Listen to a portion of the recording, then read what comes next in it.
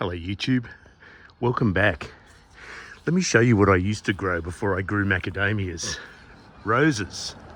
And it's a bit of a skill, it's a bit of a lost art in Sydney here where I'm stuck at the moment.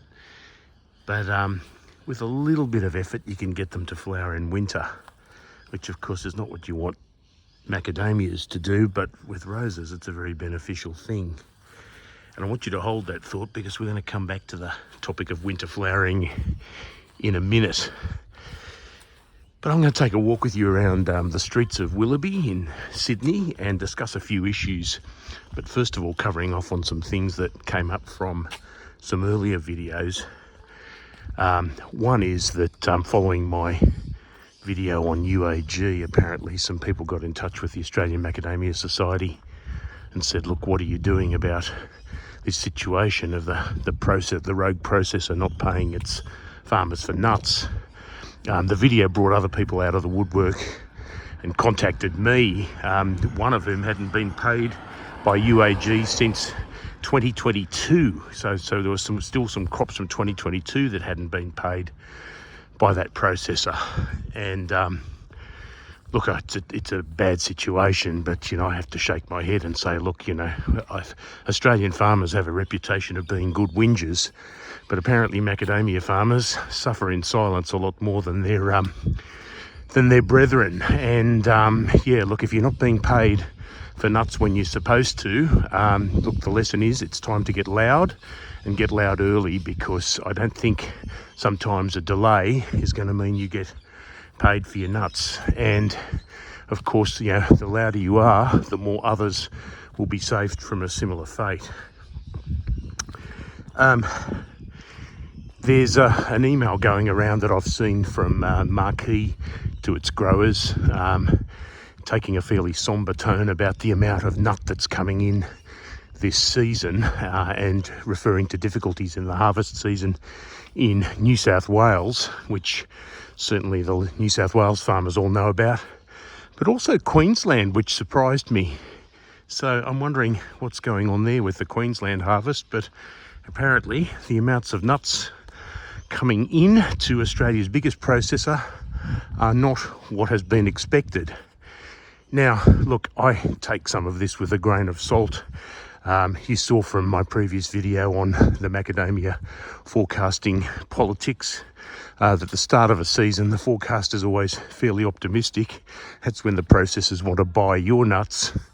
Then mid-season, about June, the forecast tends to be rounded down a fair bit when the processors have got your nuts in the bag and they want to sell them on.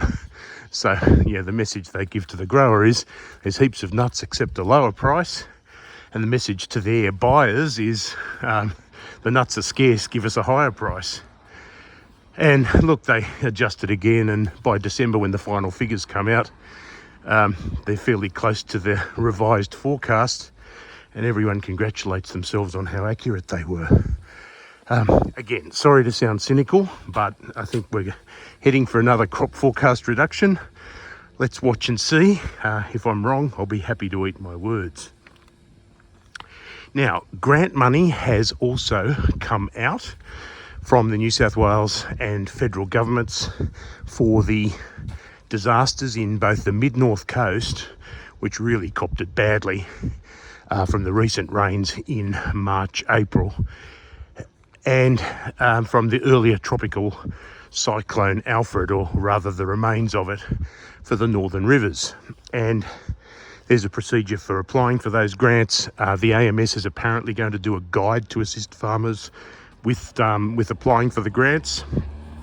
But the basics of it is a $5,000 emergency payment, which is reasonably easy to get, and a further $20,000 that you can access through jumping through a fair few hoops.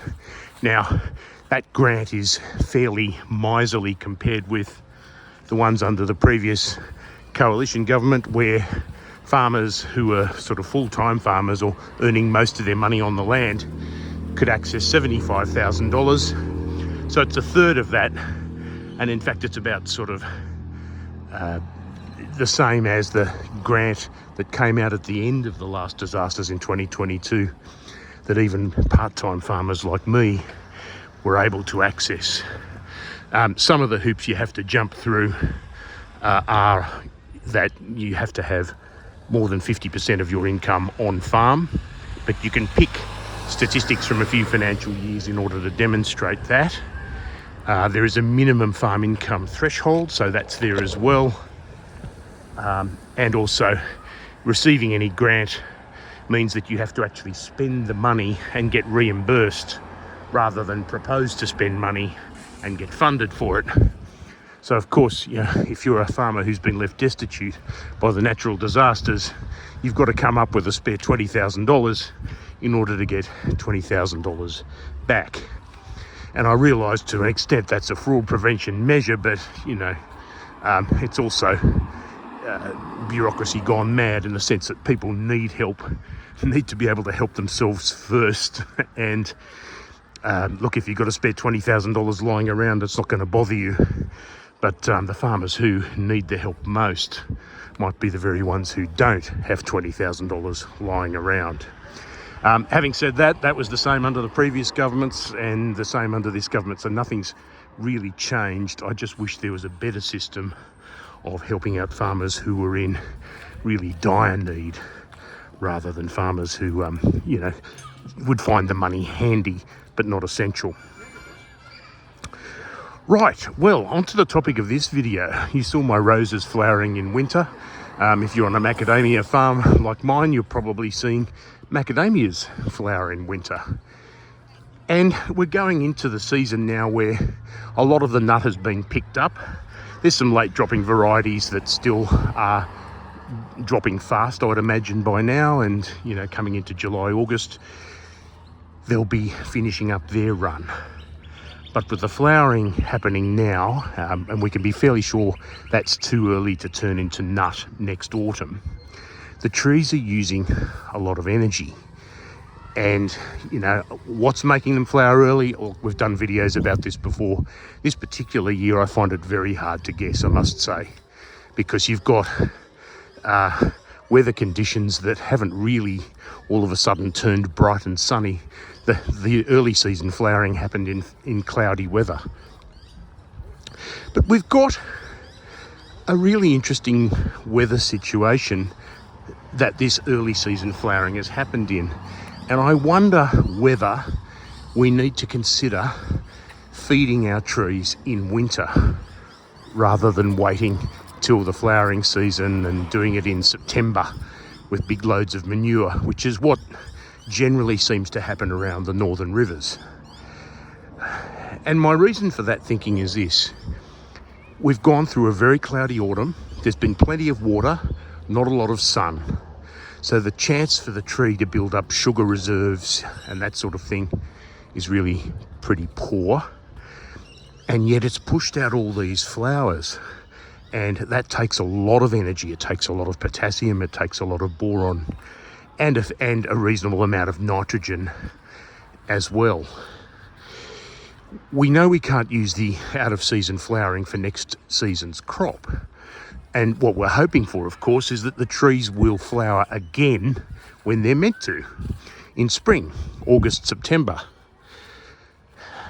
But will they have enough food to do that? And what should we do about it?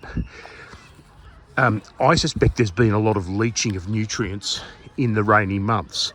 Now, we've all seen a whole lot of rain and we've all had lots of wet land this autumn going into winter. Most of the anomaly comes from March, where in Rosebank we were meant to get 271 mils of rain for the month on average, which is a lot of rain. We got 722. April and May were actually just about average, just a tiny bit above average. It feels worse though because one, the ground was already wet and it was just being topped up. And two, it was being topped up nearly every day. There were so many rainy and cloudy days that the water was just constantly wet. I could hear the waterfall going on my property. You could hear that there's a lot of moisture being cycled through the soil, and the water tables are absolutely full as a gourd. What that means for a farmer watching his nutrients is that the soil will be leaching, or it will have leached. One of the things that leaches most and is most important for flowering is boron.